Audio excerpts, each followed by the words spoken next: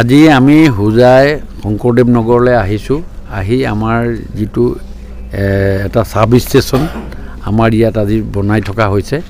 এই সাব ষ্টেচনটোৰ এটাতকৈ ডাঙৰ ঐতিহাসিক কথা হ'ল যে আমাৰ কপিলী আমাৰ যিটো প্ৰজেক্ট আছে 120 মেগাৱাট প্ৰজেক্টৰ গোটেই কাৰেণ্টখিনি আমাৰ ইয়ালৈ আহিব আৰু তাৰ কাৰণে আমি ইয়াত এটা পূৰ্ণদমে এটা আমাৰ প্ৰতিশ্ৰুতি চলি আছে আৰু আমি এই গোটেইখিনিক আমি সোনকালে কৰি শেষ কৰাৰ কাৰণে এটা ব্যৱস্থা কৰিছোঁ। আৰু ইয়াত আমি আহি চালোহি কাম প্ৰগ্ৰেছ ইলেক্ট্ৰিকেল ছাইডৰ প্ৰগ্ৰেছখিনি খুব ভাল হৈছে আৰু আমাৰ যিটো চিভিল ৱৰ্কৰ কামত যথেষ্টখিনি কাম আমাৰ কৰিবলগীয়া আছে।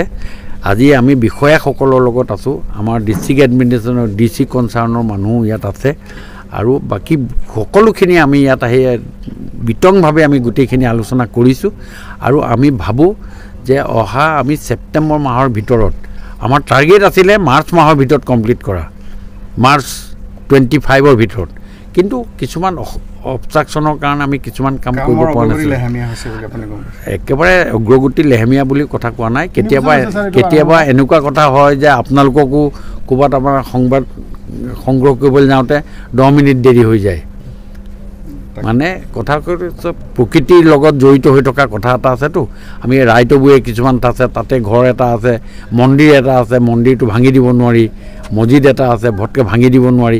এই গোটেই কথাবিলাক ৰাখি প্ৰক্ৰিয়াৰ মাজতে আৰু আমাৰ ইয়াত মাৰ্চত শেষ হ'বলগীয়া কাম এটা যদি ছেপ্টেম্বৰৰ ভিতৰত আমি কমপ্লিট কৰি দিব পাৰোঁ, তেতিয়াহ'লে ইফালৰ পৰা যিখিনি কাৰেণ্টটো আহিব, কাৰেণ্ট আহি আমাৰ ঘৰৰ দুৱাৰমুখত ৰৈ থাকিব, সেইটো যাতে নহয়, সেই গোটেইখিনিৰ কাৰণে এই ব্যৱস্থাটো আমি কৰা হৈছে। আৰু এইখিনি হ'লে আমাৰ বৃহত্তৰ হোজাই অঞ্চলৰ শংকৰদেৱ নগৰৰ পৰা আৰম্ভ কৰি আমি সুন্দৰভাৱে আমি বিজুলী যোগান ধৰিব পাৰিম।